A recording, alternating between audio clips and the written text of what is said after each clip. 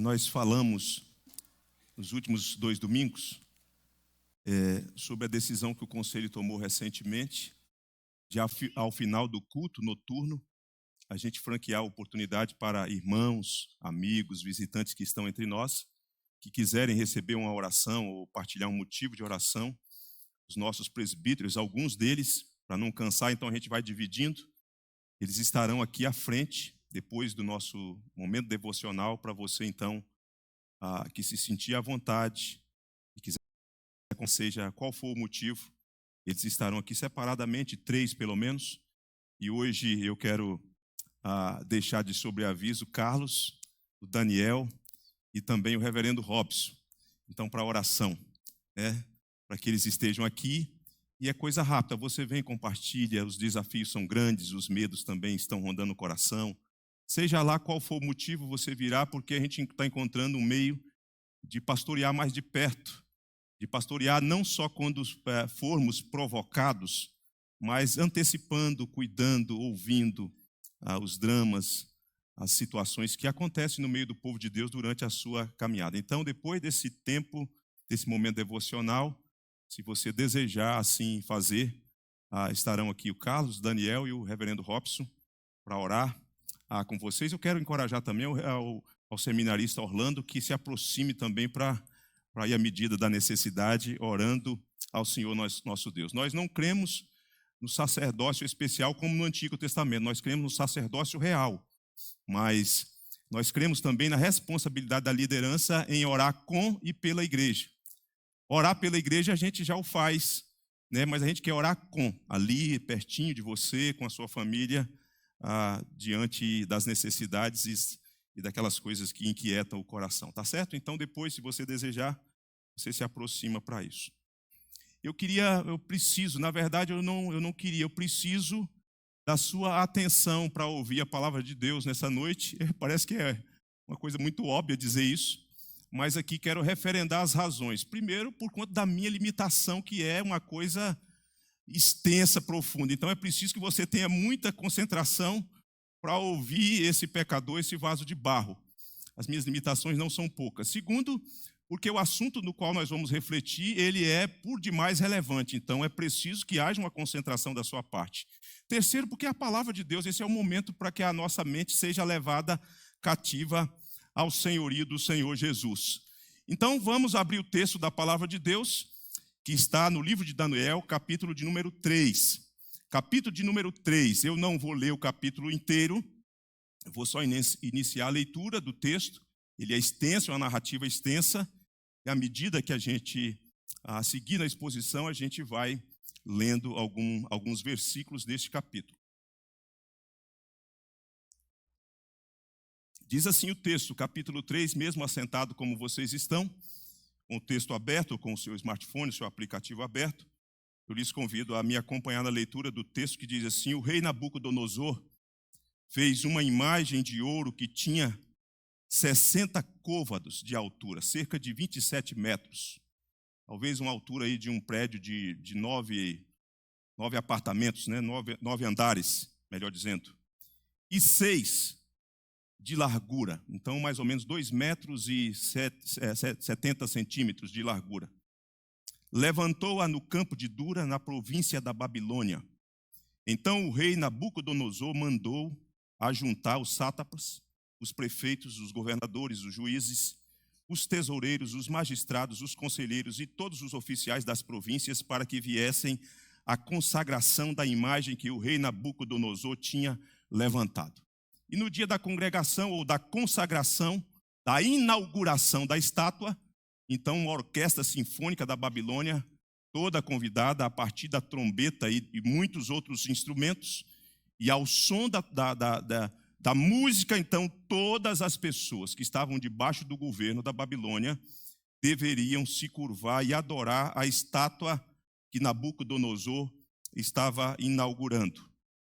De repente, alguns homens viram aquela cena e perceberam que uns judeus não se curvavam. E olha o que acontece então no versículo 8. Ora, no mesmo instante que a música foi tocada e aquela montoeira de gente curvou-se diante da estátua, da imagem, se chegaram alguns homens caldeus e acusaram os judeus e disseram ao rei Nabucodonosor: ó rei, vive eternamente. Tem uma linguagem assim de bajuladores, né? Tu, ó rei, baixaste um decreto pelo qual todo homem que ouvisse o som da trombeta, e ele faz a menção dos muitos instrumentos, que não adorasse a imagem, que deveriam prostrar, que se prostrariam e adoraria a imagem de ouro. E qualquer que não se prostrasse e não adorassem seria lançado na fornalha ardente, na fornalha de fogo ardente.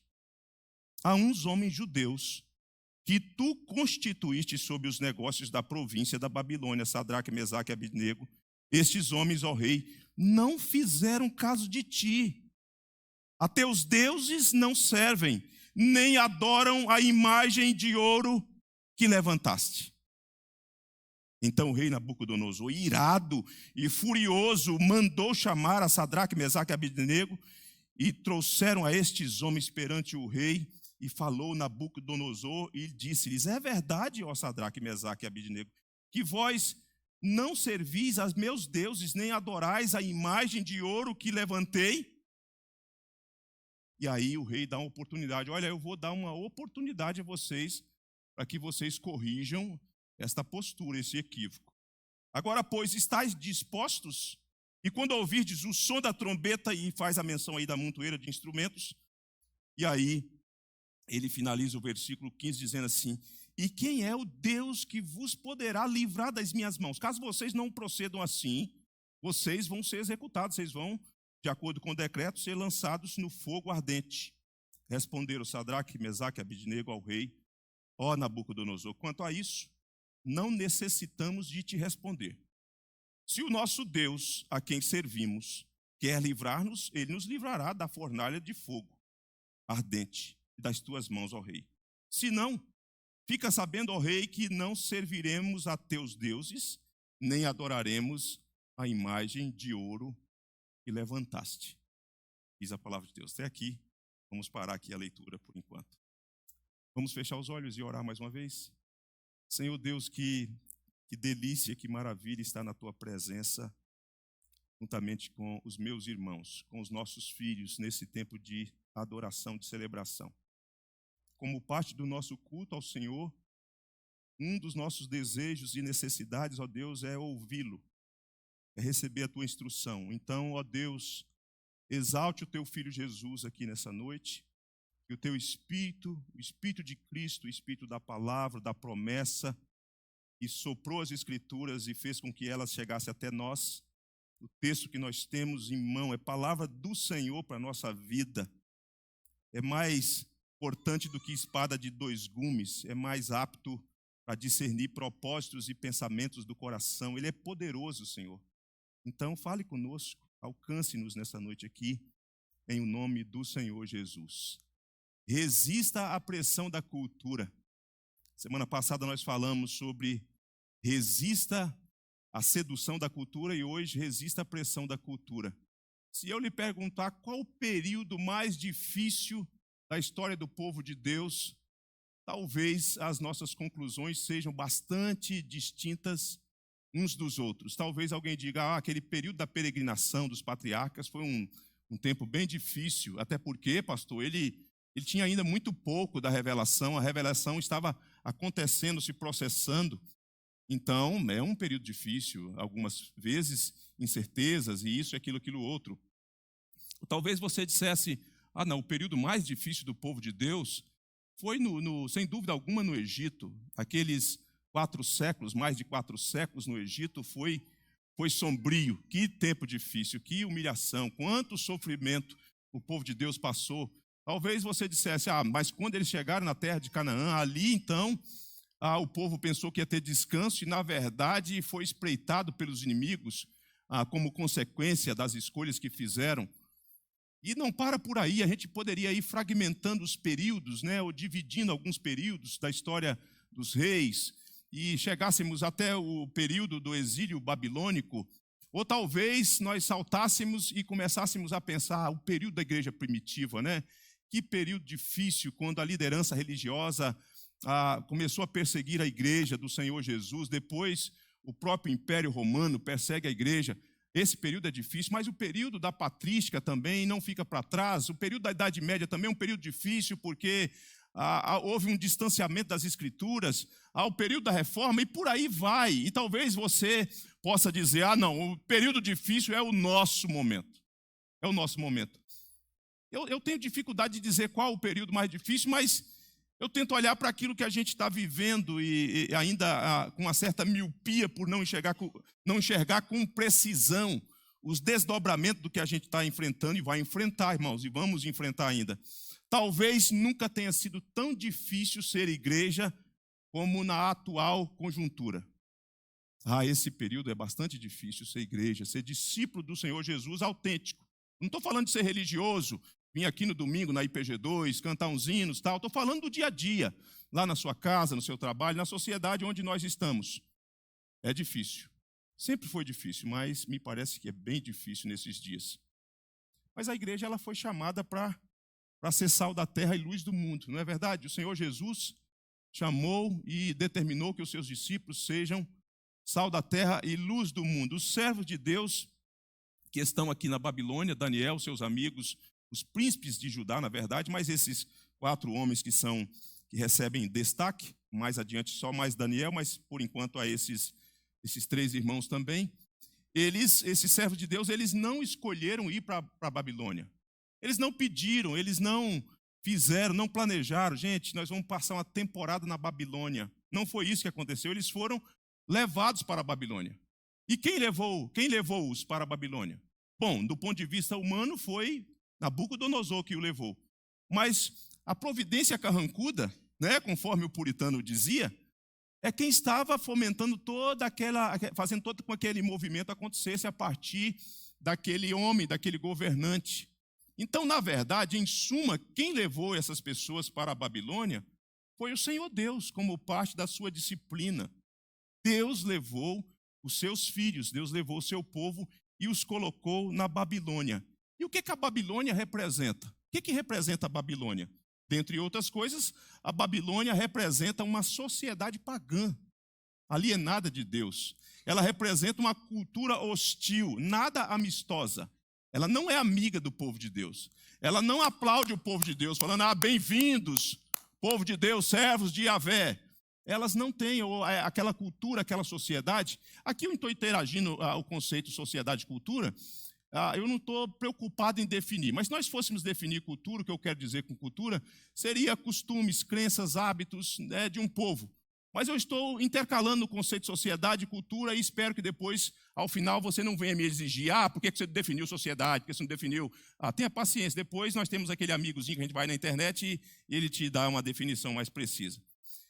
E o governo da Babilônia, assim como a sua população, eram totalmente avessos à vontade de Deus. Eles desconheciam a vontade de Deus e eles não estavam nem aí para a vontade de Deus. Eles não queriam nada com isso. E como parte daquele sistema, desse sistema existente ali arraigado naquela sociedade, naquele povo, e a partir daquele homem que representava aquele povo, existia a sedução cultural. A sedução presente naquela sociedade que estava o tempo todo querendo capturar o coração do povo de Deus. E que é assim até nos dias de hoje. Além disso, a pressão, conforme nós vamos ver nesse texto, e a perseguição também. Então a gente vê de modo bastante nítido a sedução, a pressão que é feita em cima do povo de Deus para que eles cedam, para que eles se curvam diante dos ídolos daquela cultura, e também a perseguição. Em algum momento a perseguição acontece e ela é inevitável. Mas e a igreja? E a igreja que é colocada na sociedade cuja cultura é dominada por falsos deuses. A nossa cultura, ela é dominada, irmãos, pelos falsos deuses. O tempo todo eles estão aí rondando, querendo seduzir-nos, querendo que a gente vive em torno deles e tenha uma devoção dedicada a eles. Só que a igreja é colocada nessa cultura. A igreja é levantada nessa cultura. Aqueles que são alcançados por esse evangelho, que são transformados, ele ao mesmo tempo que eles são retirados do mundo, depois de transformar, Deus os envia ao mundo de volta para que eles testemunhem. A idolatria ela pode ser encontrada em todos os segmentos da sociedade contemporânea. Você vê isso na política, e como que a gente vê isso na política hoje, né? As ideologias. Você acha que as ideologias é o quê? São estátuas que estão sendo levantadas. Né? Às vezes, algumas pessoas, dependendo do país, as pessoas são forçadas a se curvarem diante daquela estátua ideológica.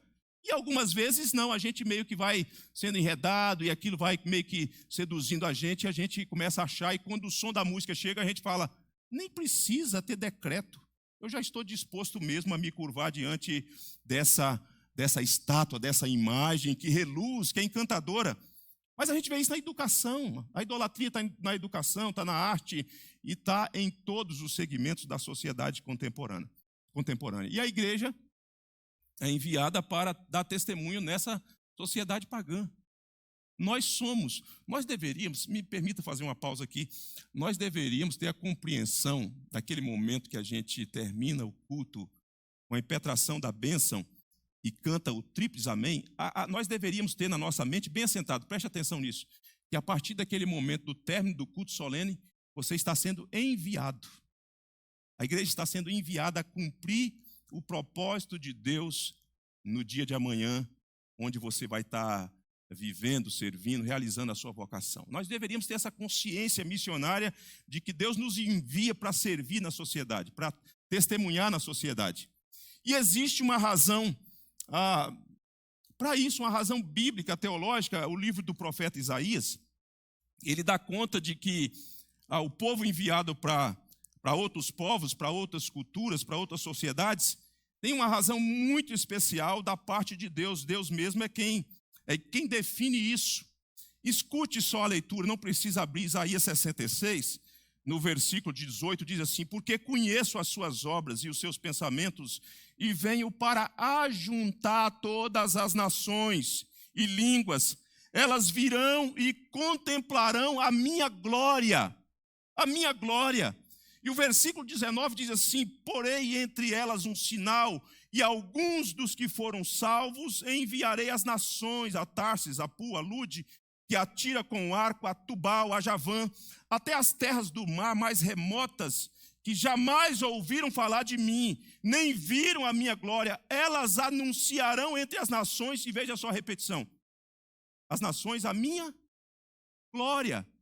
O maior interesse de Deus, onde os falsos deuses estão imperando e deixando as pessoas cegas, sem condição de enxergar o verdadeiro evangelho, porque é isso que o Deus deste século faz, ele cega o entendimento das pessoas. Qual é a missão que Deus dá para a igreja? Vão, conte às pessoas para que elas conheçam a minha glória.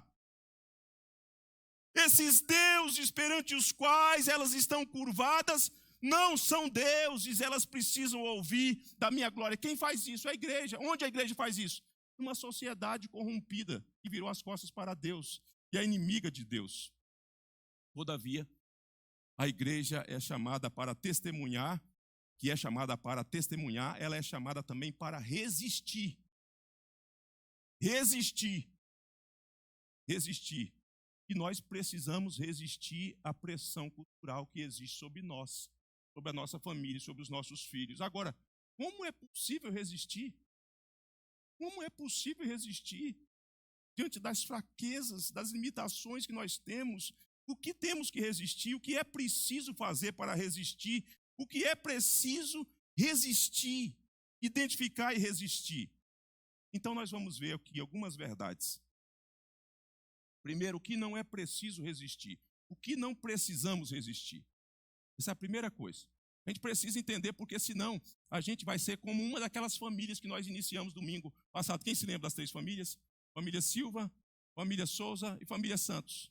Né? Uma das famílias mergulha de vez, a outra se afasta. Então a gente precisa saber, vem cá, diante desse emaranhado de coisas, confuso, complexo, né, nebuloso, parece que eu não consigo discernir muito bem o que fazer, o que não fazer, como fazer. A gente precisa, então, à luz da Bíblia, ter algumas indicações, algumas direções para a nossa vida. O que não é preciso resistir ou o que não precisamos resistir? Primeiro, ninguém precisa resistir às oportunidades legítimas que aparecem na cultura. Eu vou repetir. Ninguém precisa resistir às oportunidades legítimas que aparece na cultura. Se você notar, nós falamos isso a semana passada, mas nunca é demais. No capítulo 1 de Daniel, versículo 4, veja aí com você. Diz assim sobre os jovens que foram levados, jovens sem defeito, de boa aparência, instruídos em toda sabedoria, doutos em ciência, versados no conhecimento, e que fossem competentes para assistirem no palácio do rei e lhes ensinasse a cultura e a língua dos caldeus. Vejam vocês ainda a partir do versículo 5, porque o rei é estrategista, tem uma metodologia, tem tempo para finalizar esse processo. Determinou-lhes o rei a ração diária das finas iguarias da mesa real e do vinho que ele devia beber, ou que ele bebia, e que assim fossem mantidos, quanto tempo? 3 anos. O inimigo é estrategista, né?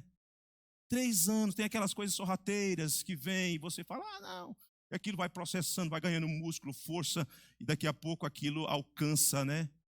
Você acha que nós chegamos onde chegamos na cultura contemporânea? Você acha que nós dormimos ontem e hoje é diferente? Não, é um processo que está em curso. Bem pensado, bem analisado, com estratégia, com metodologia para alcançar. Isso não é aleatório não, gente. Pelo amor de Deus, nós precisamos ter essa capacidade de discernir o que está acontecendo. Ao cabo dos quais assistiriam diante do rei.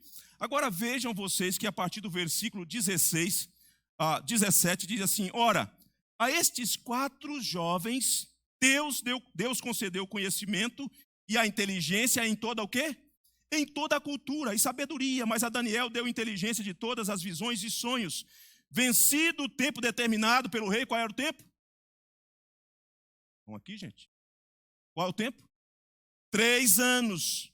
Para que os trouxesse, o chefe dos eunucos trouxe à presença de Nabucodonosor.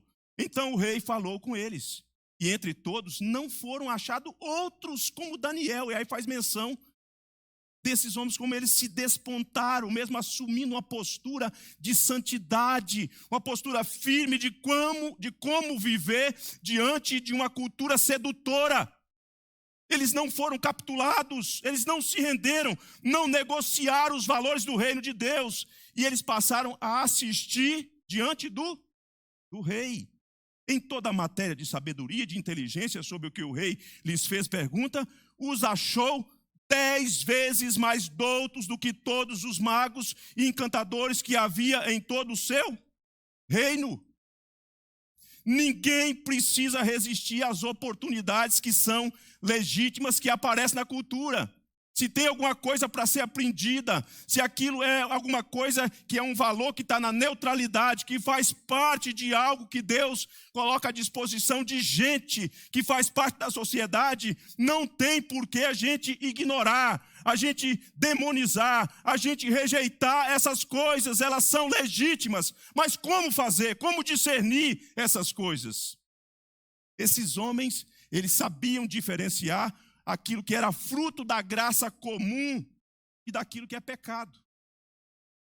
A graça comum é aquela graça que Deus se manifesta sobre toda a sociedade, ou sobre toda a humanidade, mais ampliando mais, e Deus dá a pessoas habilidades. Posso garantir a você que muitos dos cientistas que estão atuando não são cristãos. É provável que tenha alguns, mas alguns não são cristãos. É graça comum, e o resultado das descobertas científicas chega para você, e você usufrui daquilo que o cientista produziu, não é porque ele é cristão, é porque Deus dotou aquelas pessoas para produzir aquilo que você desfruta, aquilo que nós desfrutamos. Você vai num bom restaurante, talvez o chefe não seja cristão, mas ele desenvolveu uma metodologia, ele aprendeu a fazer o melhor prato, e você vai lá e come e diz, isso é divino, isso é demais, eu vou trazer minha mulher aqui. E aí você convida os amigos, e convida o pastor, que é uma beleza. Aí não, só que não, né? Glória a Deus, é isso mesmo. Então, irmãos, o que não é preciso resistir? Nós precisamos entender isso. As coisas que são legítimas. Segundo, ninguém precisa resistir às promoções legítimas que aparecem na cultura. Promoções de emprego. No cenário que você está, de um negócio confuso, tumultuado, né, de coisas que as pessoas criticam, e de repente surge uma oportunidade para você ser guindado de uma posição para uma posição elevada, que melhora a sua condição de vida. Você não precisa falar, não, mas isso deve ser uma armadilha. Necessariamente não. Necessariamente não. Você vai ver que eles passam a assistir perante quem? Perante o rei. Agora veja só, no capítulo 2, que antecede, portanto, o texto que nós já lemos. Olha o capítulo 2, versículo 49. 49. Está com a Bíblia aberta aí, gente? Sim? Sim ou não? Sim, sim. A pedido de Daniel, constituiu o rei, a Sadraque, Mesaque e Abidnego, sobre os negócios da província da Babilônia. Daniel, porém, permaneceu na corte do rei.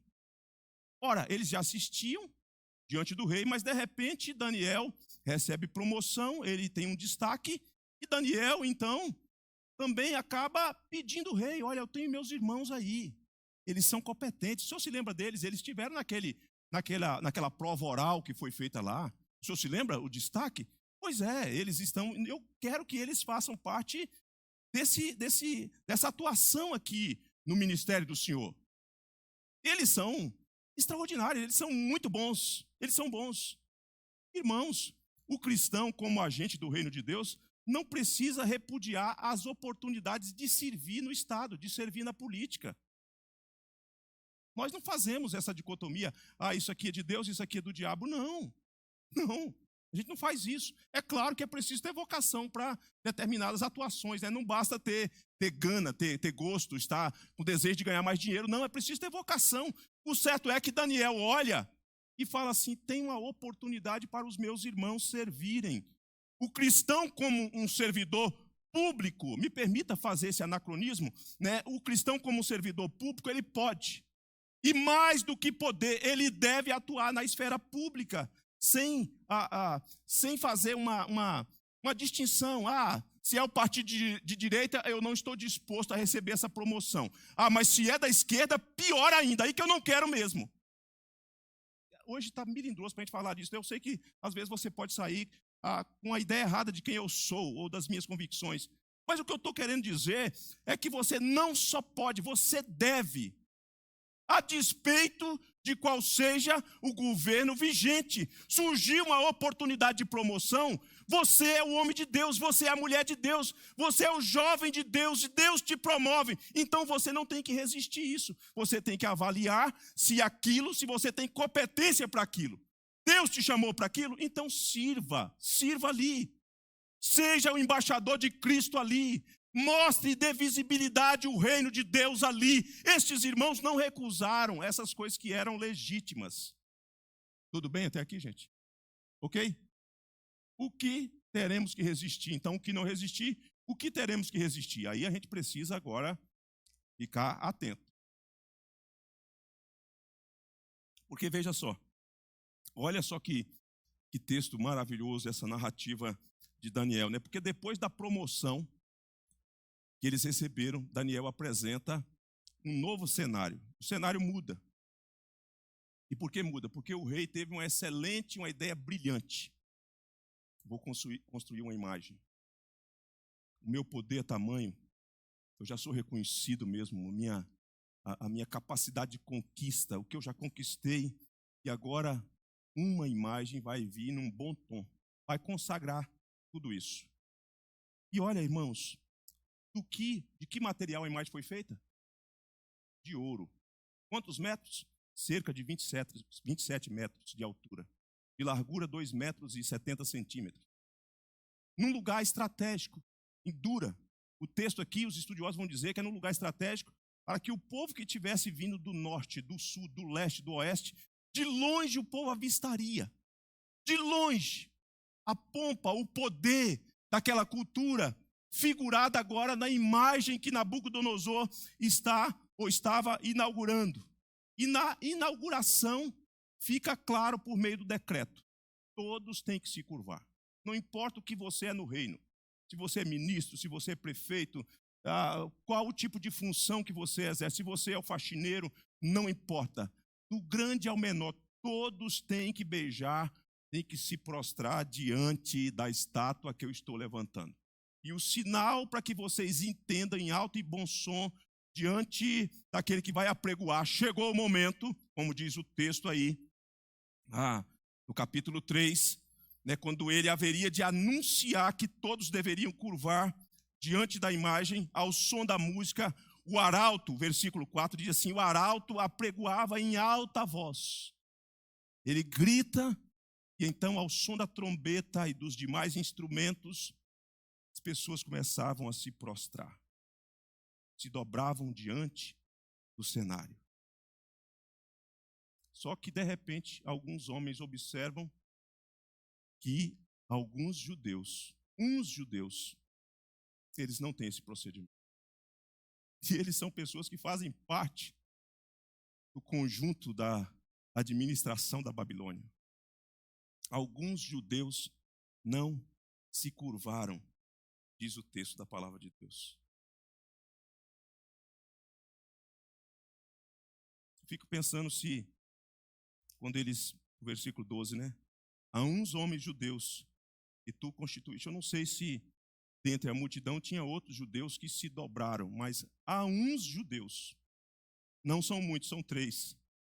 Esses caras, nós observamos que eles não se curvam diante do decreto que o Senhor elaborou em face de ser executado com a morte, com a penalidade, com a pena capital.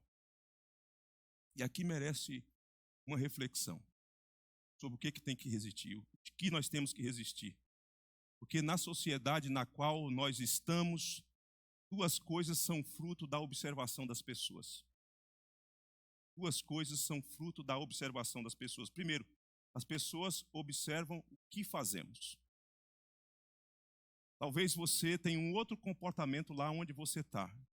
Pastor, os presbíteros, sua família, membros da igreja não sabem, mas as pessoas estão vendo. Elas olham. Às vezes elas não tecem comentários, mas elas estão vendo o seu comportamento. Elas estão vendo.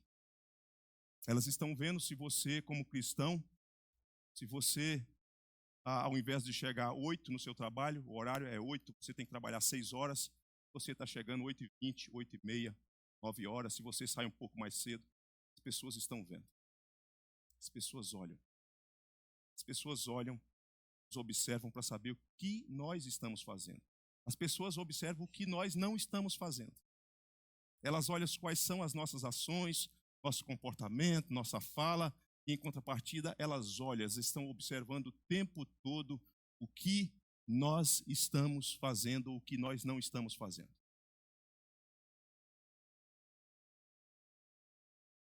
Me perdoe o meu inglês, porque eu não tenho, né? Mas numa tarde de happy hour. Né? Então vamos aportuguesar, hora feliz, né? Hoje, depois do expediente, vamos ter o happy hour. Não sei, vai ter coco bambu.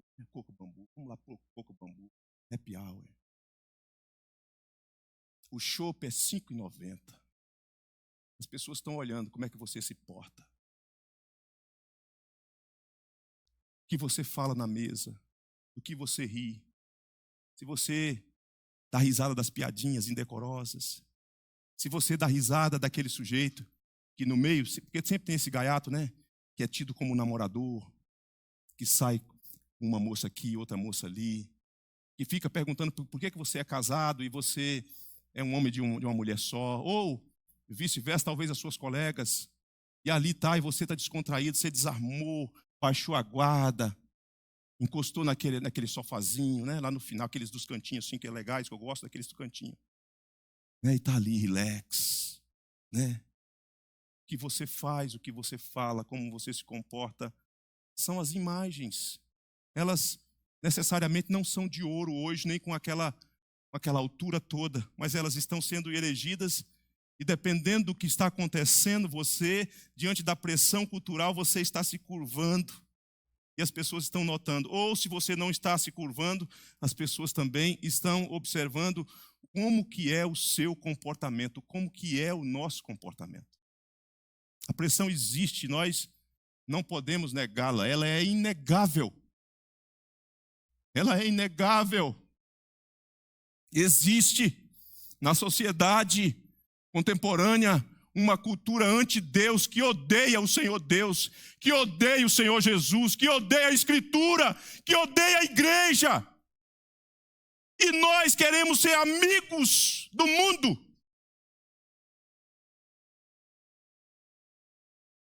E não basta nenhum decreto na força de lei para fazer com que a gente se curve, e entretanto, em tantas as situações, nós nos vemos curvados de joelhos diante das imagens culturais. E achamos que está tudo bem. E perdemos o poder e a capacidade de testemunhar do pujante evangelho do Senhor Jesus. E quando ousamos dar algum fragmento do evangelho, elas não acreditam, porque há uma contradição entre o que falamos e o que fazemos. E elas não conseguem ver coerência.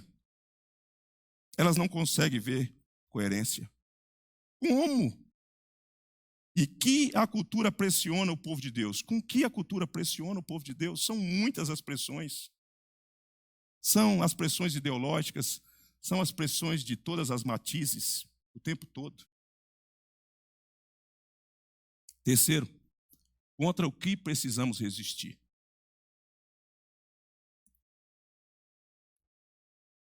Contra o que precisamos resistir? Veja que o capítulo 3, versículo 10, diz assim: Tu, ó rei, baixaste um decreto pelo qual todo homem que ouvisse o som da trombeta, do pífaro. E daí ele vai enumerando aí os vários instrumentos da orquestra sinfônica da Babilônia. De toda sorte de música se prostraria e adoraria a imagem de ouro. E qualquer que não se prostrasse e não adorasse seria lançado na fornalha de fogo ardente. Contra o que precisamos resistir? Primeiro, precisamos resistir à pressão que vem por força da lei. Força da lei, decretos. Decretos que vão sendo criados para nos cercear e nos curvar e mostrar que há uma rendição da igreja diante da cultura. Às vezes, isso vem de modo sorrateiro, com a aprovação de leis que nós, com base nos princípios das Escrituras, não concordamos, mas aos poucos nós vamos nos rendendo e vamos nos afrouxando.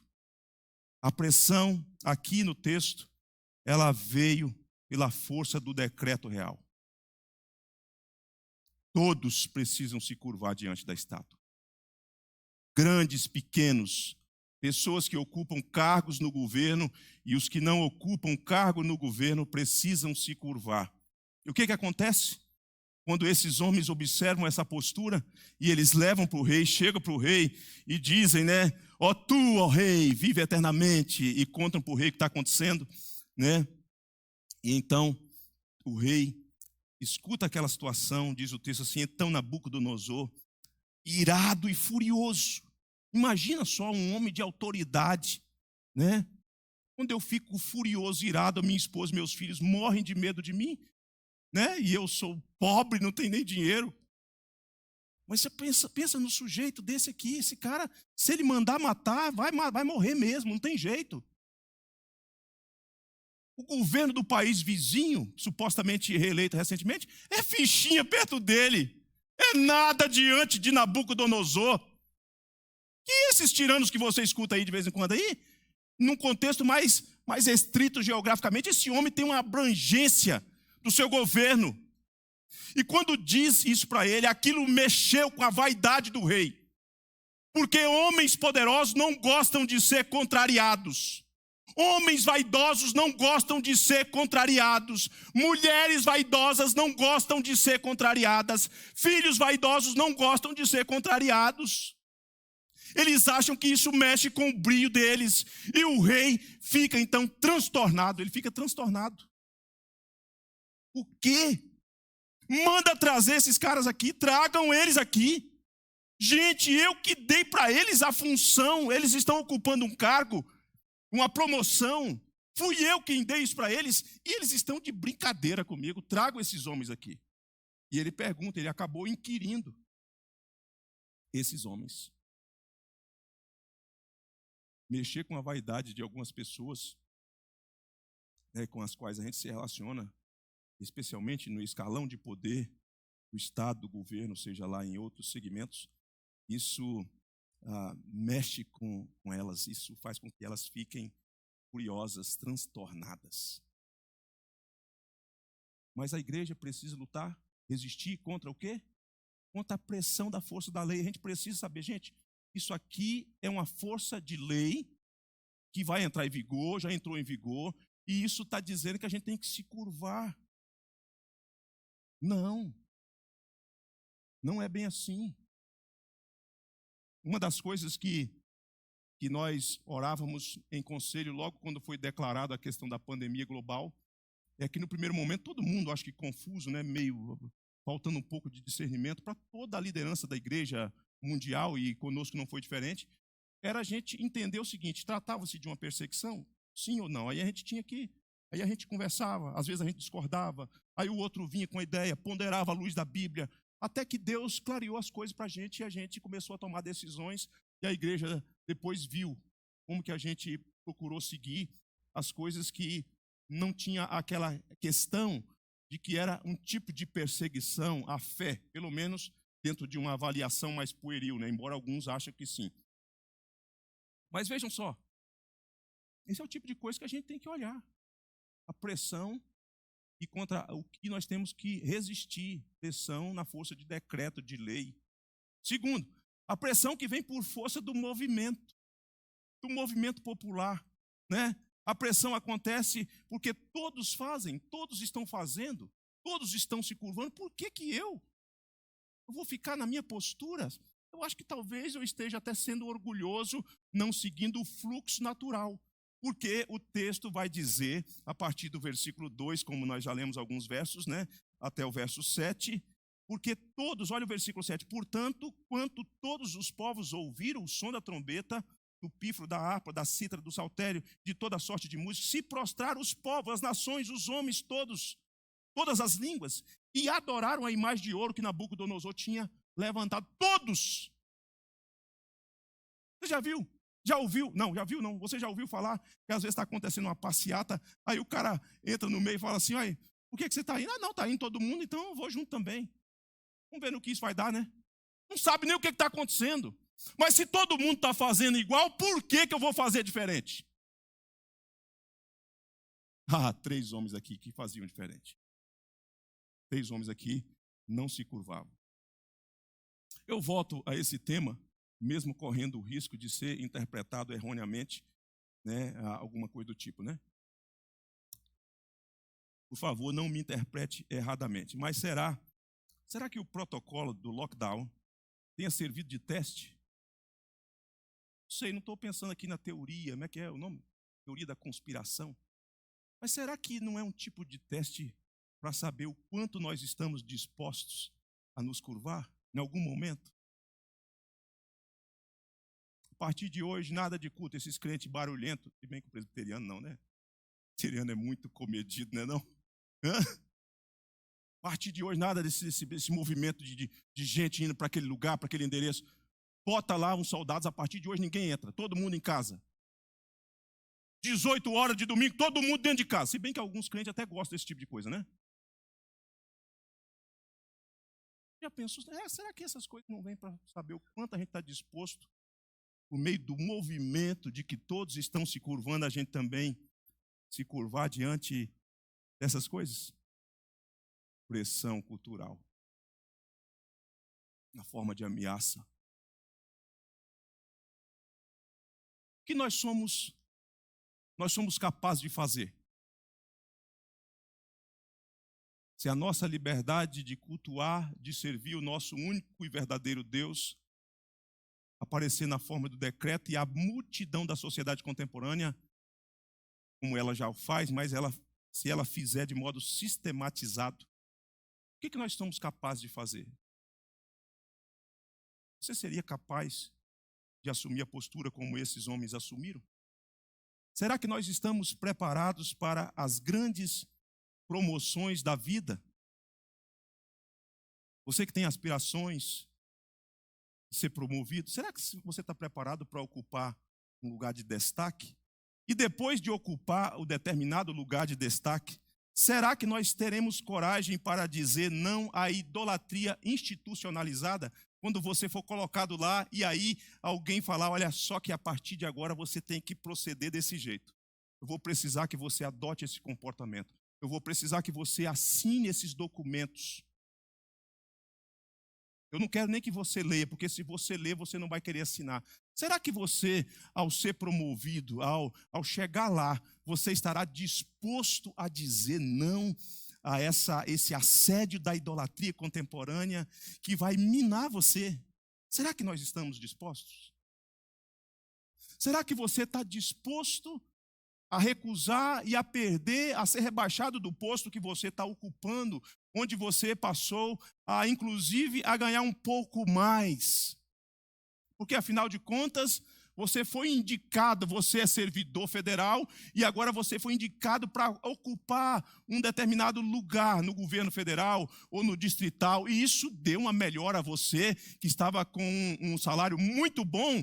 Agora melhorou mais ainda, embora a gente não viu o reflexo nos dízimos ainda, né?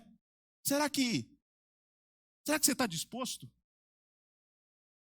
Como que você lida com isso?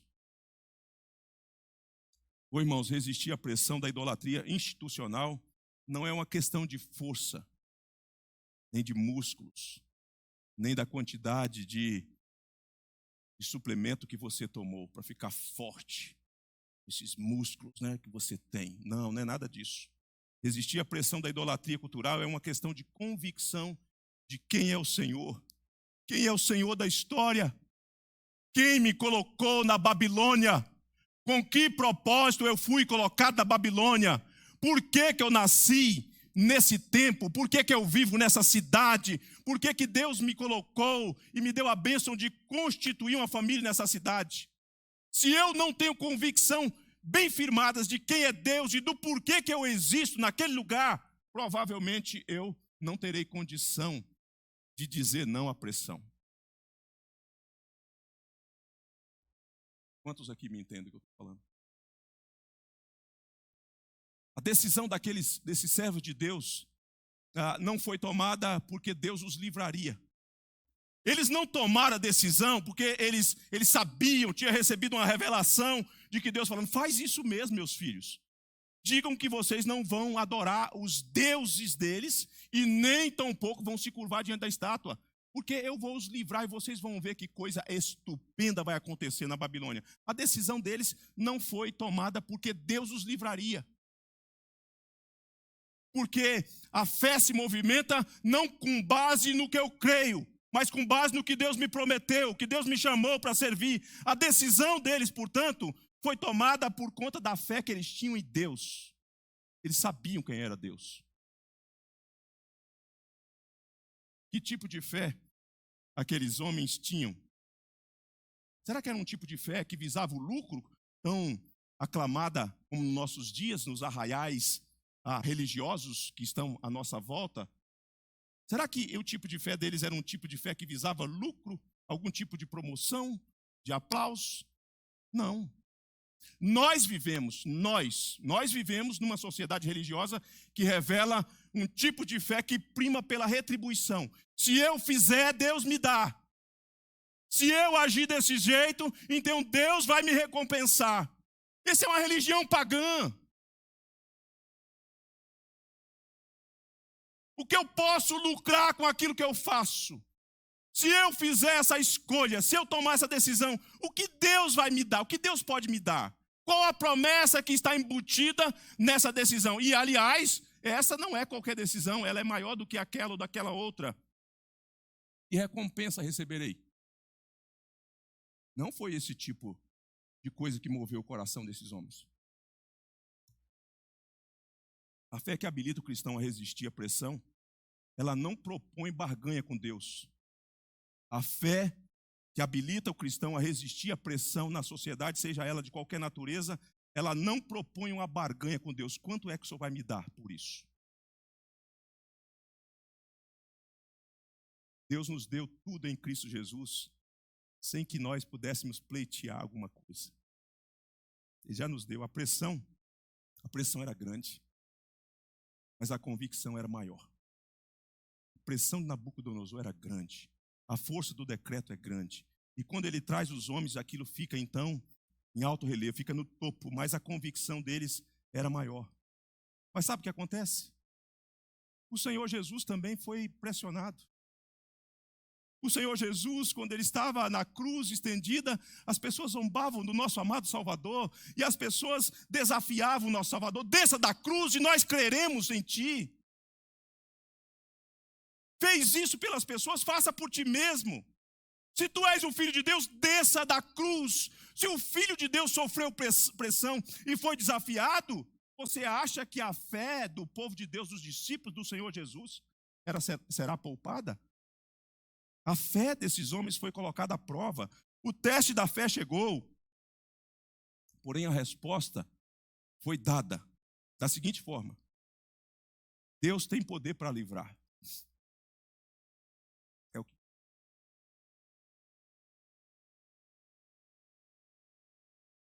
Parafraseando o que eles disseram para Nabucodonosor.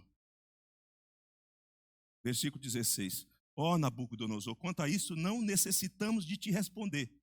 Se o nosso Deus a quem servimos quer livrar-nos, ele nos livrará da fornalha de fogo ardente e das mãos do rei. Se não, fica sabendo, ó rei, que não serviremos a teus deuses, nem adoraremos a imagem de ouro que levantaste. Deus pode livrar. Tem poder para nos livrar. Todavia, Deus é livre para escolher não livrar. Se Ele quiser nos livrar, está tudo certo. E se Ele não quiser nos livrar, está tudo certo também. Mas nós queremos reafirmar: diante dos seus deuses e da estátua, nós não vamos nos curvar. Bom, irmãos, como a gente tem uma deficiência hoje da compreensão de Deus e da obra de Deus. Eu já contei para alguns aqui, e por amor àqueles que não ouviram, né, Omar? Eu conto de novo. Eu fui a Belém uma vez a realizar uma missão a pedido do conselho da primeira igreja de Vitória. E a secretária falou assim: Fábio, você quer que eu compre a passagem, reverendo? Eu chego lá, quer voltar no outro dia? Eu falei: não, assim que eu terminar a missão, no mesmo dia, eu quero voltar, quero estar com a minha esposa, quero ver meus filhos. Pode comprar à tarde, ao anoitecer eu quero voltar. E ela assim o fez. Aí eu cheguei no aeroporto, em Belém, e aquilo está entulhado, aquela fila longa, e a fila não andava. De repente vem aquela moça com um salto alto, elegante, com aquela voz: atenção, senhores passageiros do voo tal, com destino, conexão em Belo Horizonte, destino à Vitória. Lamento informá-los que o voo foi cancelado.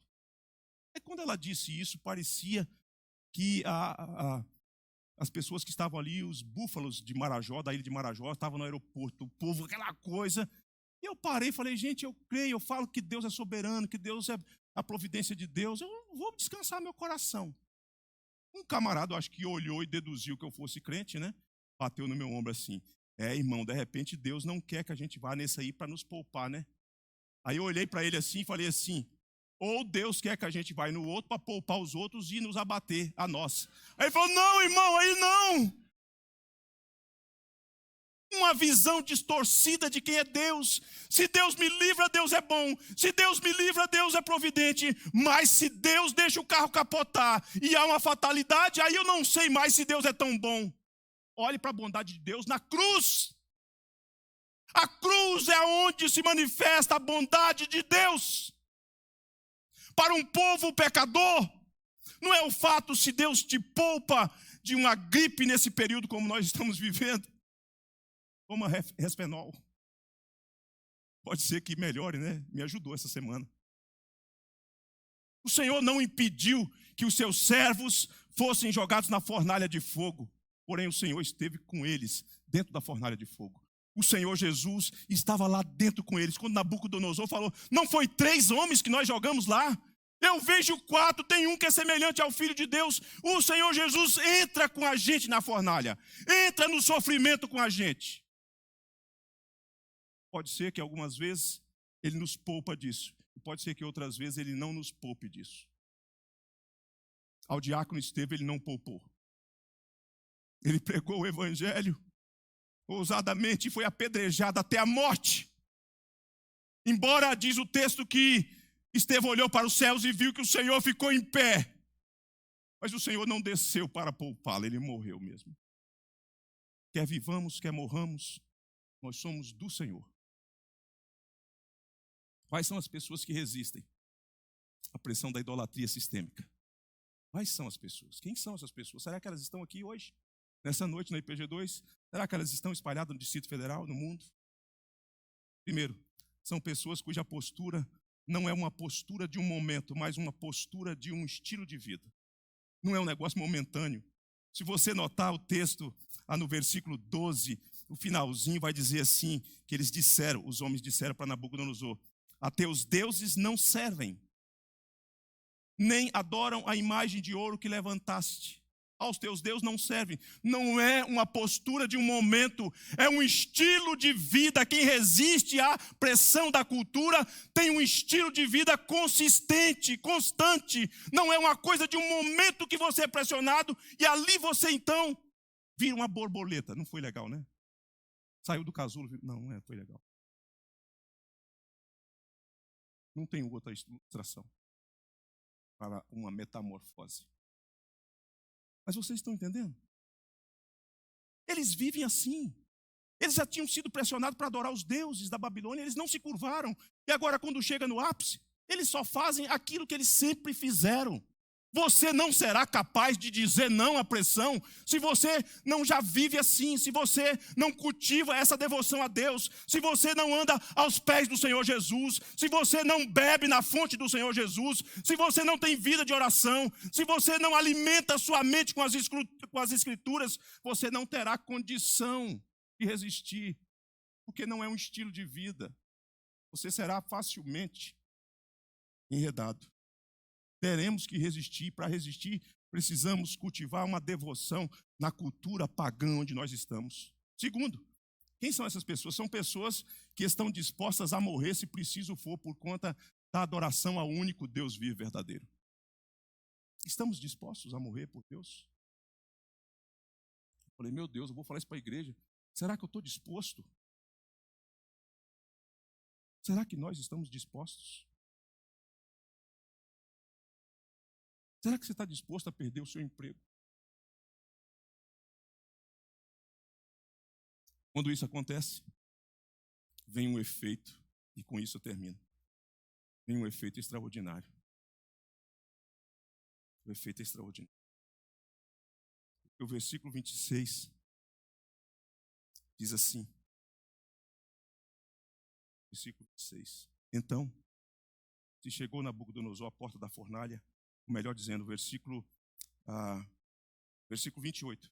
Falou Nabucodonosor e disse: bendito seja o Deus de Sadraque, Mesaque e Abednego, que enviou o seu anjo e livrou seus servos, que confiaram nele, pois não quiseram cumprir a palavra do rei, preferindo entregar o seu corpo a servirem e adorarem a qualquer outro Deus, senão ao seu Deus.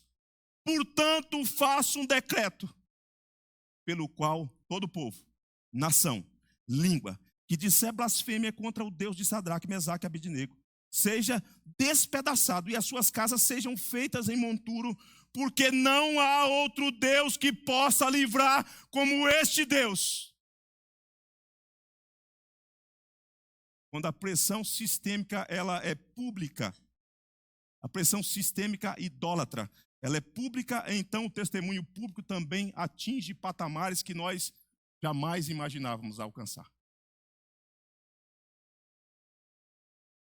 Pessoas comuns podem dar um testemunho de um grande Deus, mas pessoas de autoridade, que tem toda a televisão à sua disposição, e se ela cria um decreto, e se ela vai em cadeia de televisão e diz assim: o Deus da igreja é o único Deus.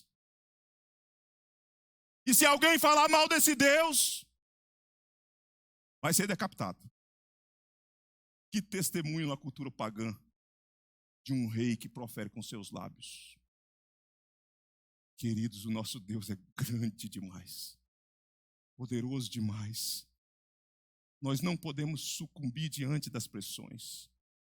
Nós precisamos lembrar que esses irmãos que foram entregues ali, que foram poupados naquele fogo, nós precisamos fazer uma outra analogia, de que houve um momento, aquele que esteve lá na fornalha com eles, Num outro momento, ele não foi poupado da fornalha de fogo, da ira de Deus, para nos preservar da ira vindoura. Jesus enfrentou o fogo da ira de Deus para nos preservar da fumaça do inferno, nos dá vida eterna. Entregue a sua vida a Ele. Vive para Ele.